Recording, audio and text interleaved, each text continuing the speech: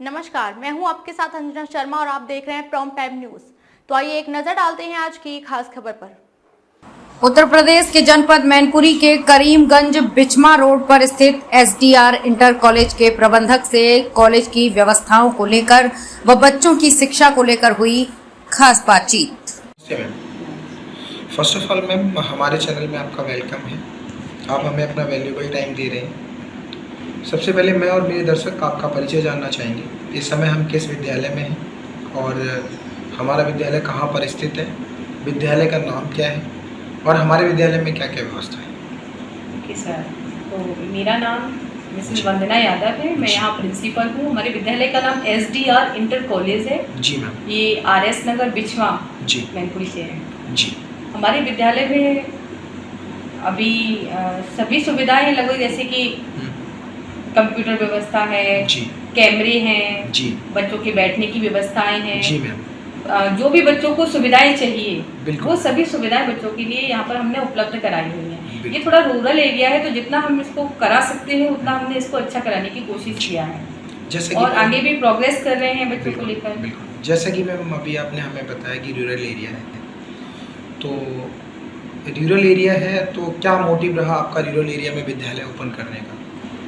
Actually जब हमने यहाँ पर देखा कि यहाँ बच्चों की जो कंडीशंस हैं वो काफ़ी वीक थी, जी, तो हमें भी विद्यालय, क्योंकि हमारे जो परिवार है हमेशा शिक्षा के विभाग में ही हम लोग आगे बढ़े हैं। जी मैम। तो हमें भी शिक्षा के विभाग में ही आगे बढ़ना था। जी मैम। तो हमने ये एरिया देखा, यहाँ पर बच्चों की शिक्षा काफ़ी वीक है, गार्जियंस भी कम ध्यान दे पाते हैं क्योंकि उनके पास उतनी सुविधाएं नहीं है। जो विद्यालय थे वो दूर दूर थे। तो हमें ये क्षेत्र काफ़ी ठीक लगा कि हमें यहाँ पर विद्यालय खोलना चाहिए ताकि यहाँ के बच्चों का थोड़ा उनको शिक्षित किया जा सके। जो यहाँ पे काफ़ी परिवार ऐसे हैं जो लेबर वर्ग हैं, जो अपने बच्चों को पढ़ाने में असमर्थ हैं, उतनी अच्छी शिक्षा नहीं दे सकते, वो शहर नहीं भेज सकते हैं। तो उनकी शहर की जो सभी सुविधाएं शहर में विद्यालयों में दी जाती है वो हमने यहाँ देने की कोशिश की है। जी मैम। तो मैम हमारे यहाँ स्ट्रेंथ कितनी है स्टूडेंट्स की? कितने स्टूडेंट्स हैं अभी प्रेजेंट टाइम? 400 प्लस। ओके। जैसा कि आपने हमें बताया मैम कि 400 प्लस स्टूडेंट्स हैं आपके यहाँ, और मैं और मेरी टीम लगभग ये मान के चलिए 3 से 4 जिले कवर करती है एजुकेशन सेक्टर में। तो सर्वे के आधार पर ही मैं आपसे पहला सवाल अपना रखूँगा। जैसा कि आपने बताया 400 प्लस हैं, तो कहीं ना कहीं मैंने किया है 400 प्लस में मैं समझता हूँ सभी बच्चे एक समान नहीं होंगे। कई बच्चे पढ़ने में बहुत अच्छे होंगे और कई बच्चे मीडियम होंगे और कई बच्चे वीक होंगे। तो मैम जो वीक बच्चे होते हैं उनको आप लोग अपने मैनेजमेंट के द्वारा और टीचर्स के द्वारा, अपनी टीम के द्वारा किस तरीके से वीक को परफेक्ट करते हैं ताकि जो वीक बच्चे हैं उनको बेहतर शिक्षा मिले और वो वीक से परफेक्ट बनाए जाएं? तो क्या स्ट्रेटेजी होती है उसके लिए? इसके लिए हमारी स्ट्रेटेजी स्टेप्स है, जैसे जो क्लास में टीचर्स पढ़ा रहे हैं जी, पहले तो उनको मीटिंग में ये बताया जाता है कि वीक बच्चों को भी ध्यान में रखना है और जो आपके अच्छे बच्चे हैं, प्रतिभाशाली बच्चे हैं, उनको भी ध्यान में रखना है। जी मैम। तो एक बैठने का तरीका होता है कि बच्चे सर्कुलर तरीके से बैठेंगे। उसके बाद भी उनके लिए एक्स्ट्रा क्लासेस की व्यवस्था भी हम करते हैं। उनके लिए एक्स्ट्रा टीचर भी लगा रखे हैं। एक्स्ट्रा क्लासेस के अलावा जो बच्चे वीक हैं और उनको ट्यूशन्स की सुविधा चाहिए तो वो भी हम विद्यालय में उपलब्ध उनको कराते हैं कि जो करना चाहे, क्योंकि यहाँ पर बच्चों के लिए ट्यूशन्स की सुविधा नहीं होती, तो वो भी हम कराते हैं। एक्स्ट्रा क्लासेस भी कराते हैं और वीक बच्चों पर मैं खुद भी ध्यान देती हूँ।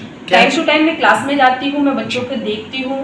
आज भी मैंने बच्चों का चेक किया था जो वीक बच्चे थे, क्योंकि वो टच में रहने चाहिए। बिल्कुल मैम। कैच किस तरीके से करते हैं मैम वीक बच्चों को? कैच करने का तरीका ये है कि जब आप उनका टेस्ट वगैरह लोगे या जो क्लास टेस्ट वगैरह होते हैं उनमें पता चलता है कि ये बच्चा वीक है, इसका वर्क कंप्लीट नहीं हो रहा है। मेन चीज़ है कि हम साप्ताहिक टेस्ट जरूर करवाते हैं विद्यालय में। साप्ताहिक टेस्ट से पता चलता है कि ये बच्चा हमारा वीक है या ये हमारा इंटेलिजेंट है। उसी के आधार पर हम उनकी एक्स्ट्रा क्लासेस लगवाते हैं, एक्स्ट्रा टीचर उनके लिए लगवाए जाते हैं। टीचर्स हमारे यहाँ कितने हैं अभी? 17 प्लस टीचर्स हैं। दूसरा सवाल भी मैम सर्वे के आधार पे ही मैं पुटअप करूँगा। जैसा कि आपने हमें बताया 17 प्लस टीचर्स हैं। मैं समझता हूँ हमारे देश में जो टीचर्स होते हैं, जो शिक्षक होते हैं, उनको भगवान का दर्जा दिया गया है ना? और भगवान का दर्जा हमारे देश में दिया गया है, तो अगर शिक्षक बेहतर होंगे तो ही शिक्षा बेहतर होगी, है ना। तो कई शिक्षक तो ऐसे होते हैं जो अपनी रेस्पॉन्सिबिलिटी को बखूबी समझते हैं कि मेरी क्या जिम्मेदारी है, क्योंकि उन्हें पता है कि अगर मैं बेहतर शिक्षा बच्चों को दूंगा तो उनका भविष्य उज्जवल होगा, और जब उनका भविष्य उज्जवल होगा तो देश का भविष्य उज्जवल होगा।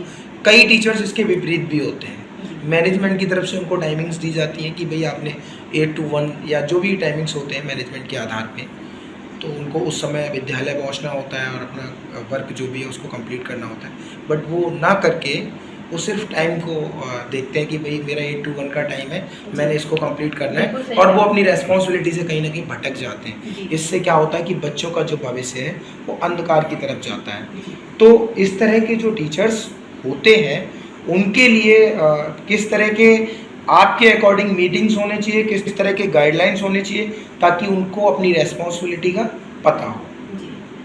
इस चीज का मैनेजमेंट से बहुत बड़ा फर्क पड़ता है। अगर मैनेजमेंट खुद एक्टिव है तो आप अपने टीचर्स को एक्टिव रख पाएंगे। अगर मैनेजमेंट खुद एक्टिव नहीं है तो टीचर्स एक्टिव नहीं रहेंगे, वो और ज्यादा वीक हो जाएंगे, वो नहीं ध्यान देंगे। इस चीज के लिए भी मैं टाइम टू टाइम मीटिंग करती हूँ, टीचर्स को बुलाती हूँ, खुद भी क्लासेस में जाकर बच्चों से पूछती हूँ कि किसी से कोई समस्या हो रही है, किसी टीचर से कोई समस्या हो रही है। जब बच्चों से आप खुद मैनेजमेंट खुद टच में रहेगा बच्चों के, तो उसको मैनेजमेंट को पता होगा कि हमारी गलती कहाँ हो रही है। दूसरी चीज, जब भी मैं टीचर्स यहाँ पर सिलेक्ट करती हूँ तो उनका भी इंटरव्यू लेती हूँ। जी मैम। उसी के आधार पर मैं बच्चों को टीचर्स को बच्चों के लिए सिलेक्ट करती हूँ। किस टाइप से मैम इंटरव्यू होता है टीचर्स?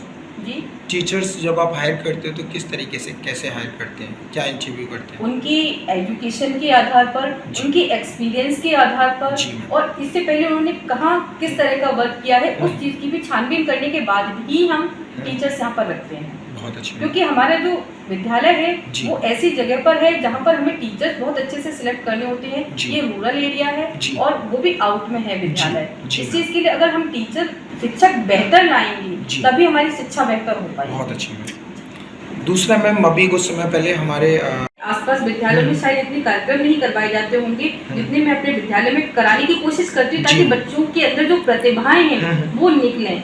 मैं बच्चों को बोलती हूँ चाहे आप कुछ भी बोलिए, लेकिन बोलिए, उनको जब बोलने का मौका मिलेगा तो बच्चों के अंदर का डर निकलेगा। जैसे कि अभी मैंने शिक्षक दिवस पर भी बहुत बड़ा कार्यक्रम करवाया है, जन्माष्टमी का भी कार्यक्रम करवाया और शिक्षक दिवस का भी करवाया। इससे क्या बच्चों के अंदर की प्रतिभाएं निकलेंगी, वो बाहर स्टेज पर आकर कुछ करेंगी तो उनके अंदर का डर भी खत्म होगा। दूसरी चीज, आप अगर बराबर टच में हैं और एक फ्रेंड सर्कल बनाकर रख रहे हैं, बच्चों के प्रति स्ट्रिक्ट कम हैं, अगर आप ओवर स्ट्रिक्ट हैं, उनके साथ ज्यादा मारपीट करेंगे तो ऑब्वियस सी बात है कि बच्चा डरेगा भी और आपसे बात नहीं करेगा। लेकिन हम अपने यहाँ इतनी सख्ती नहीं रखते हैं। हमने टीचर्स को भी बोल रखा है कि सख्ती रखिए, लेकिन बच्चों के साथ इतना स्ट्रिक्ट मत होइए कि बच्चे आपसे बात ना कर पाए। बिल्कुल मैम।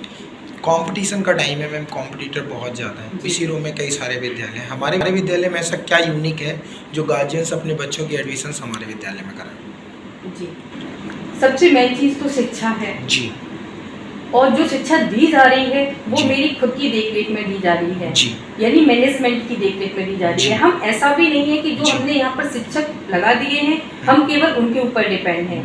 इस चीज के लिए मैनेजमेंट खुद देखता है कि बच्चों को क्या कराया जा रहा है, किस तरह की शिक्षा दी जा रही है, और टाइम टू टाइम बच्चों से भी बात करता है कि बच्चे कितना प्रोग्रेस कर रहे हैं। जी मैम। यहाँ पर बच्चे गार्जियंस इसलिए भेज सकते हैं क्योंकि हम यहाँ पर बच्चों के कंपटीशन के आधार पर भी तैयारी करवाते हैं। बहुत अच्छे। आगे का जो टाइम है वो और ज्यादा कंपटीशन का आएगा, उस चीज को ध्यान में रखकर ही शिक्षा दी जा रही है ताकि बच्चे अपने ऊपर बर्डन ना महसूस करें। बिल्कुल बिल्कुल।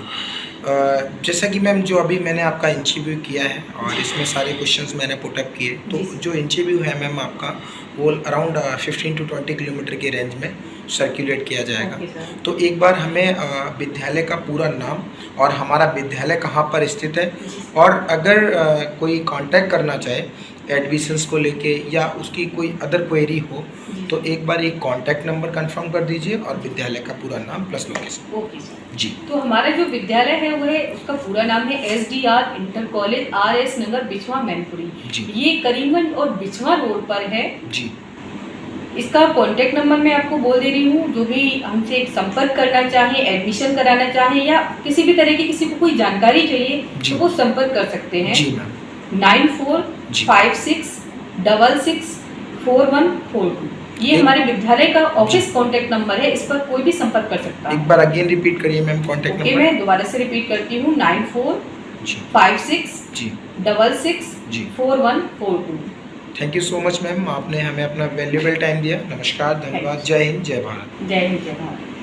सभी कंट्रीज़ में एक बहुत बड़ी त्रासदी आई हुई थी, जी उसमें बहुत सारी समस्याएं क्रिएट हुई जिसे हम कोरोना काल कहते हैं, और कई सारे जी। क्राइसिस आप लोगों ने भी फेस किए होंगे, जी, सभी ने। है ना।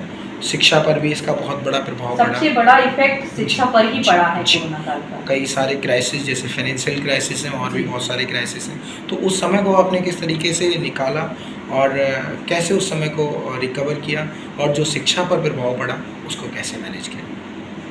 सबसे गलत इफेक्ट जो पड़ा है इस जी। चीज का, वो शिक्षा पर ही पड़ा है, विद्यार्थियों पर पड़ा है। जी। क्योंकि लगभग 2 साल विद्यार्थी जो भी सिखाया गया था वो जी। भूल गए थे, वो घर पर थी। जी। शहरों में सुविधा थी होम ट्यूशंस की या ऑनलाइन क्लासेस दी जा रही जी। थी। जी। यहाँ पर हमने भी कोशिश की ऑनलाइन क्लासेस देने की, लेकिन सभी बच्चे उसको नहीं ले पा रहे थे, क्योंकि यहाँ पर जो वर्ग है, किसान वर्ग है, जी। किसान हर चीज़ ऑनलाइन सुविधा नहीं एक्सेप्ट कर पाते हैं, क्योंकि उनके पास उतना नेट या स्टार्ट हुई है, तो हमने उनके लिए एक्स्ट्रा क्लासेस लगवाई हैं, उनके लिए एक्स्ट्रा टीचर्स लगवाए हैं, ताकि बच्चों का जो भी लॉस हुआ है वो कवर किया जा सके। बाकी सभी क्षेत्र में भी लॉस हुआ है, लेकिन सबसे ज़्यादा जो लॉस मैंने देखा है अपने टाइम पर, जी। वो शिक्षा विभाग में ही देखा है। जी, ओके मैम, स्टॉप। एक सवाल मैम आपकी लाइफ से जुड़ा हुआ, जी और आज आप ऑनर के रूप में इस विद्यालय में हैं, जी पहले आप भी स्टडी करते होंगे, जी तो एक होता क्या है कि जो बच्चे होते हैं वो परफेक्ट तो होते हैं, बट उनके अंदर एक डर होता है। जी। जब आप स्टडी करते होंगे तब आपने इस चीज़ को फील किया जी, होगा, बिल्कुल। है ना। और मे बी आपने नहीं तो आपके फ्रेंड सर्कल में जो भी लोग स्टडी कर रहे होंगे उनके माध्यम से फील किया होगा। जी। तो इस तरह के जो बच्चे होते हैं बट परफेक्ट तो होते हैं, जब क्वेश्चन पुट अप नहीं कर पाते तो वो परफेक्ट से वीक होते चले जाते हैं। तो इस तरह के जो बच्चे होते हैं इनको आप कैसे मैनेज करते हैं और किस तरीके से इनका डर निकालते हैं ताकि वो परफेक्ट बच्चे वीक ना हो, और किस तरीके से उनको मोटिवेट किया जाता है आपके द्वारा? असेंबली भी होती होगी आपके यहाँ? जी जी जी, इसके लिए क्या होता है कि मैंने जैसा कि अभी आपको बताया कि जी। अगर आप और टीचर्स बच्चों के साथ एक फ्रेंड सर्कल बनाकर रखेंगे, जी। उनसे बात करेंगे, जी। तो उनका डर खत्म होगा। जी। इस चीज के लिए मैं यहाँ पर कार्यक्रम भी करवाती हूँ। जी। खबरों में अब तक के लिए बस इतना ही। फिर होगी आपसे मुलाकात कुछ ऐसी ही खास खबरों के साथ। तब तक के लिए नमस्कार और देखते रहिए प्रॉम्प्ट टाइम न्यूज।